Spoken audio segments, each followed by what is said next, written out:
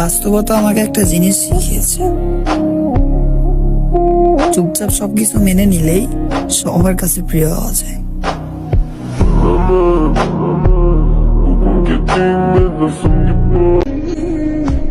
আমি মরে গেলেই ভালো হতো, কিছু মানুষ বিরক্ত থেকে বাইচে যায়।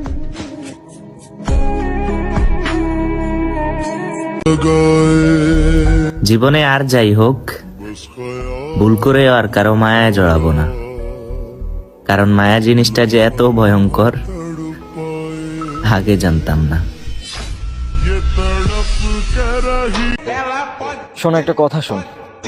বিভিন্ন জায়গায় হয়তো বিভিন্ন ডায়লগ শোনস, কিন্তু আজকে তোর আমি রিয়েলি বলতেছি, আমার সাথে তোর করা পাপের জবাব এতটা ভয়ঙ্কর হইব যা তোর সামনের 14 গোষ্ঠী মনে রাখবো।